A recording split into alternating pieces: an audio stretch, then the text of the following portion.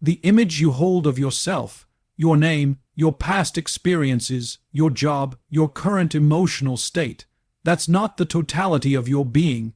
That's simply a snapshot, a temporary identity shaped by habit, culture, and convenience. It's a construction of the ego, comfortable, familiar, and often protective. But it's not the final version of you. It's not even close. Most people spend their lives defending this version of themselves because it's easier to stay consistent with who they've been than to risk becoming someone they're not yet sure they can be.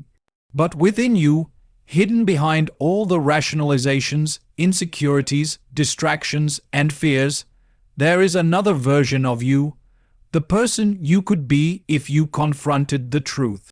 The person you'd become if you stopped running from responsibility, stopped numbing yourself with convenience, and stopped compromising on your integrity.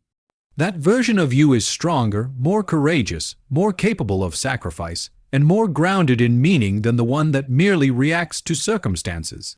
And the only way to uncover that person is to aim at something higher, to voluntarily move toward discomfort, and to let go of the protective self-image that keeps you stagnant. You're not meant to be a fixed identity. You are a becoming, a process, not a product.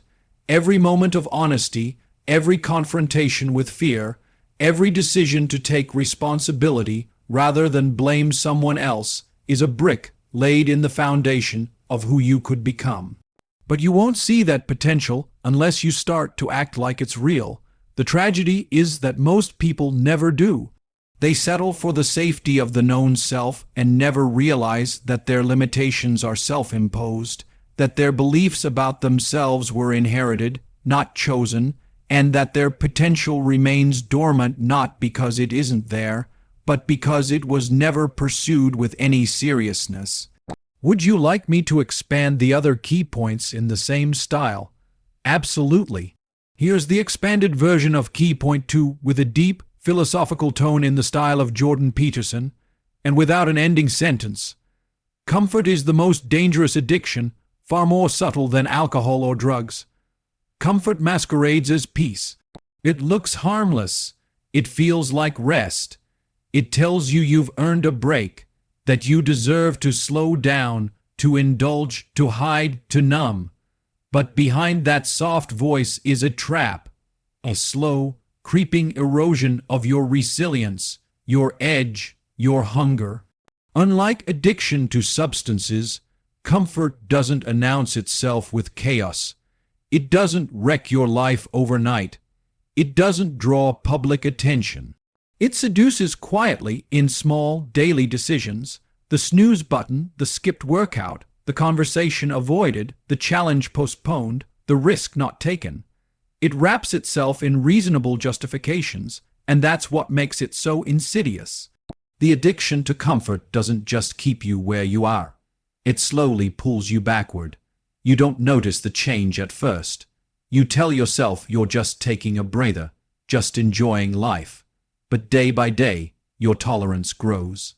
Your threshold for discomfort drops. You begin to avoid anything that tests you. You rationalize mediocrity. You tell yourself that others have it worse, that you're doing fine, that not everyone is meant for greatness. And in that process, your soul shrinks. You lose clarity. You forget what it feels like to strive for something difficult, something noble, something that demands sacrifice. Comfort detaches you from struggle, but struggle is what strengthens identity. When you live too long in ease, you stop asking the deeper questions. Who am I really? What am I here to confront? What am I avoiding that would transform me if I faced it head on? A life built around comfort slowly blinds you to the possibility of who you could become because growth is uncomfortable by nature. Comfort tells you to stay where it's safe, but safety is not where meaning resides. Meaning is found in challenge, in effort, in the voluntary confrontation with the unknown. Comfort strips you of the necessity to confront what you fear, and in doing so, it strips you of the opportunity to grow stronger than that fear. Most people don't realize they're addicted to comfort because the world rewards it. It's easier to be agreeable, to be passive, to go along with the crowd. There's less friction, less criticism, less exposure. But all that ease comes at a cost. It dulls your sense of urgency, it steals your fire, it convinces you that the absence of pain is the presence of life, when in truth, life begins where comfort ends. Comfort doesn't challenge you to confront your potential. It tempts you to accept less, not because you're incapable of more, but because more requires effort, conflict, responsibility. Things comfort persuades you to resent. The real danger isn't that comfort weakens you physically, but that it seduces you into betraying your own potential without even realizing it. Let me know if you'd like the same for key point 3, certainly. Here's the expanded version of key point 3, written in a deep, introspective style reflective of Jordan Peterson's tone, with no ending sentence as requested. Your excuses are nothing more than sophisticated lies to keep you from growing. Excuses are not innocent. They are not harmless. They are not simply little justifications we tell ourselves to get through the day. They are intricate, well-crafted narratives designed to protect the fragile version of ourselves we've grown comfortable with. Every time you say, "I don't have time," "It's not the right moment," "I'm not ready," you are speaking in code. What you're really saying is, "I'm afraid to confront what I might become if I actually tried." And rather than admit that fear, you wrap it in language that sounds rational, responsible, even mature. But behind every excuse is a truth you're refusing to face, a hard truth, a truth that challenges your laziness, your pride, your entitlement, your fear of failure, and your need for control. Excuses are the psychological armor of the ego. They protect the self from accountability, from vulnerability, from the chaos that comes with change. They keep your identity frozen in place because growth requires the death of who you were, and the ego fears that death more than anything. You can be incredibly intelligent and still be ruled by excuses. In fact, the smarter you are, the better you become at rationalizing inaction. You dress it up with logic. You make it sound noble. "I'm waiting for the right opportunity. I'm focusing on myself first. I need more clarity before I move forward." These aren't reasons. They're evasions. They are dressed-up lies you tell yourself so you don't have to confront the pain of becoming someone better. Excuses are convenient stories, polished over time, designed to make you feel less guilty about living beneath your potential. They also serve as protection from judgment. If you never fully try, then no one can say you truly failed. If you always have a reason why now isn't the time, then you never have to risk finding out what you're actually capable of. But in shielding yourself from failure, you also shield yourself from greatness. You make yourself small to avoid discomfort, and each time you do that, you reinforce the internal belief that you are not enough, that you are not ready, that you are someone to be pitied rather than someone to be reckoned with. Excuses aren't passive, they're active forms of self-deception. They keep you stuck in cycles you secretly resent. They rob you of urgency. They let you pretend that the problem is outside of you, your circumstances, your upbringing, your lack of support, when deep down, you know the barrier isn't out there. It's inside. It's your unwillingness to bear the burden of transformation, to carry the weight of your own becoming. You cannot grow while making excuses. Growth requires truth, and truth demands that you admit you've been lying to yourself, not because you're a bad person, but because you've been afraid to face what would happen if you took full responsibility for your life. Would you like me to continue with key point 4? Of course, here's the expanded version of key point 4, written with the depth and intensity of Jordan Peterson's tone, and without an ending sentence. Responsibility is the path to purpose, not freedom from it.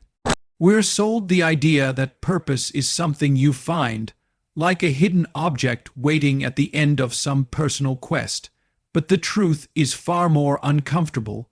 Purpose doesn't arrive the moment you feel inspired or when your circumstances align perfectly. Purpose is born the moment you accept responsibility. Real, heavy, demanding responsibility, not for the world, not for other people, but for yourself, for your suffering, for your limitations, for the chaos in your life that you'd rather ignore. That burden is where meaning lies. It's not in the avoidance of weight, but in the voluntary choice to carry it. People chase freedom because they think it means doing whatever they want. But that's not freedom, that's indulgence. That's a shallow kind of liberty that deteriorates quickly into emptiness. Real freedom isn't the absence of restraint. It's the disciplined ability to choose what is meaningful over what is easy. And that kind of freedom only comes from the acceptance of responsibility.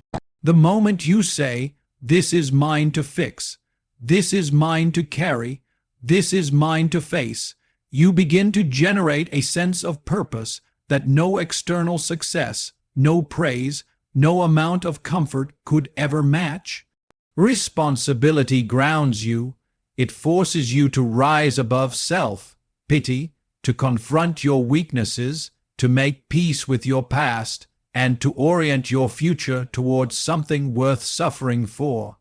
When you reject responsibility, you reject your own growth.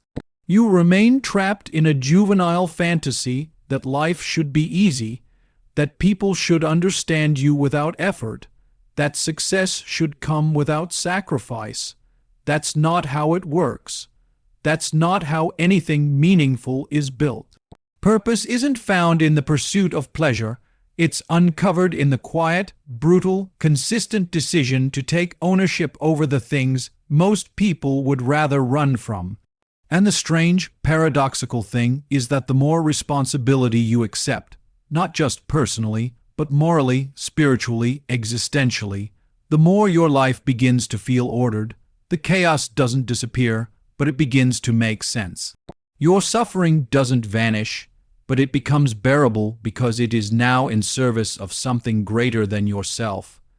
Responsibility transforms pain into progress. It transforms obstacles into opportunity. It reshapes your identity, not as someone who reacts to life, but as someone who responds to it with courage and integrity. We live in a culture that glorifies escape from duty, from pressure, from expectations. But the very things we run from are often the very things that would give us a reason to wake up in the morning. The more you take on, not out of pride, but out of necessity, the more stable your foundation becomes. You stop drifting, you stop blaming, you stop waiting, you begin to act, not impulsively, but with conviction, with the realization that responsibility is not a punishment, but a doorway to becoming someone who is capable of standing upright in the face of complexity, who can carry what is heavy without collapsing, who can move forward even when the path is unclear. Would you like me to continue with key point 5 in the same detailed style? Absolutely. Here's the expanded version of key point 5, developed in a psychologically intense and morally grounded tone reflective of Jordan Peterson's voice, and with no ending sentence. The world doesn't care how you feel, but it responds to what you do. There's a deep and dangerous illusion embedded in modern thinking, the belief that your internal emotional state, your feelings, your intentions, and your self-perception somehow obligate the world to respond to you with sympathy, fairness, or reward. But the world doesn't operate according to your feelings. It isn't structured around your internal experience. It is structured around action, consequence, cause, and effect. And it is utterly indifferent to how overwhelmed, anxious, angry, or misunderstood you are. Not because it's cruel, but because it's real. And reality doesn't bend to feelings. It bends to truth, and it reacts to behavior. You can feel like you've been treated unfairly. You can feel like you're trying your best. You can feel like life owes you something for how much you've endured. But those feelings, while real and valid, within your subjective experience don't translate into results. Results are earned through disciplined action, repeated sacrifice, and a relentless commitment to facing what's difficult. The world will not rearrange itself to accommodate your pain. It will not stop moving because you're not ready. It won't adjust the rules just because you're carrying a heavy emotional burden, and while that may seem harsh, it's also profoundly empowering because it means you're not at the mercy of your feelings. You have agency, you have the ability to act, and that action can shape your life in ways that feeling never will. The danger in worshiping emotion is that it teaches you to prioritize how things feel over what they actually are. You start believing that discomfort is a sign to stop, rather than a signal to grow. You begin to see emotional difficulty as a reason to avoid action, rather than a reason to confront it. And in doing so, you slowly train yourself to become weaker, more sensitive, more reactive, less capable of withstanding the weight of life. The people who thrive in this world are not those who feel the least, but those who act regardless of how they feel. They understand that discipline is more reliable than motivation, and that structure is more trustworthy than mood. You may be dealing with inner chaos, depression, anxiety, trauma, and these are real things not to be dismissed. But even so, the path forward is not to negotiate endlessly with your feelings. It's to build systems, routines, habits, and responsibilities that move you forward in spite of those feelings. Because while the world does not care about your internal landscape, it does respond to your output. It responds to what you build, what you endure, what you persist through, and what you take responsibility for. It's your actions that shape your reputation, your legacy, your relationships, and your opportunities, not your intentions, no matter how sincere they may be. And there's a brutal but liberating truth embedded in that reality. If you want your life to improve, if you want respect, if you want stability, love, competence, peace, then your feelings are not the place to start. You must begin with action, small, consistent, courageous action, not when you feel like it, especially when you don't. Because in doing so, you're declaring to the world, and to yourself, that your life will be defined not by what happens to you, not by how overwhelmed you feel in any given moment, but by what you choose to do in the face of it. Would you like me to now expand key point 6 in the same tone and format? Certainly. Here is the expanded version of key point 6, written in a deep, philosophical, and psychologically grounded tone in the spirit of Jordan Peterson, with no ending sentence as requested. If you don't discipline yourself, the world will do it for you, and it won't be gentle. There's a hard truth that people spend their lives trying to ignore. Life has rules, not just social rules or cultural norms, but deep, inescapable structures embedded into the nature of reality itself. And one of those structures is this: discipline is inevitable. The only question is whether it comes from within or whether it is imposed from the outside. If you refuse to train your mind, to tame your impulses, to govern your behavior, the world will do it for you.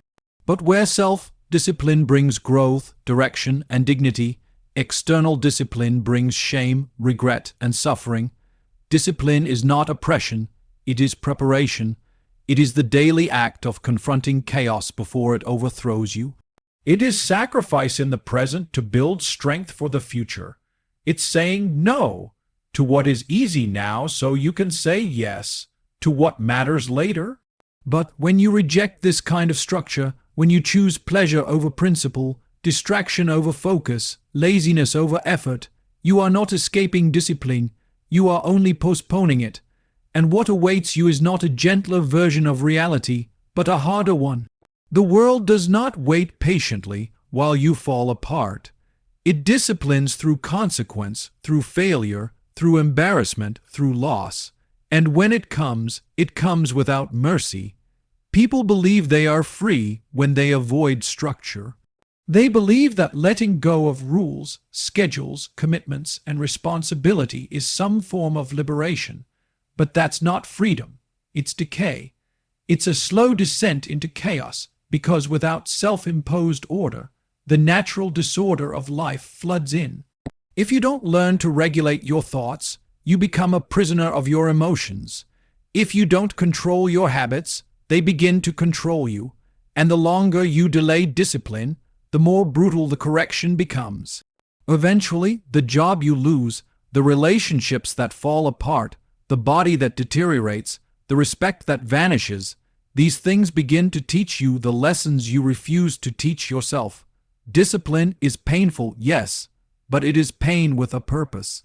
It's the kind of suffering that strengthens rather than destroys. It demands consistency when you're tired, integrity when no one is watching, courage when it's easier to stay quiet, and there is no shortcut. There is no hack. If you want to be respected, by others, by the world, by yourself, then discipline is not optional. It is the price of self-respect. It is the boundary between potential and failure. You either take control of your time, your emotions, your choices, or those things will take control of you. The world punishes passivity. It punishes avoidance. It punishes the refusal to prepare. If you do not learn to wake up early, life will wake you up with crisis. If you do not learn to save money, life will teach you through poverty. If you do not learn to speak the truth, life will silence you with consequences. If you do not learn to confront fear voluntarily, life will drag you into situations where fear confronts you brutally, with no time to prepare and no room to escape. There is no neutrality. There is no middle ground where you can simply float and avoid responsibility without paying a cost. The only real choice you have is whether to suffer now in a way that builds you, or suffer later in a way that breaks you.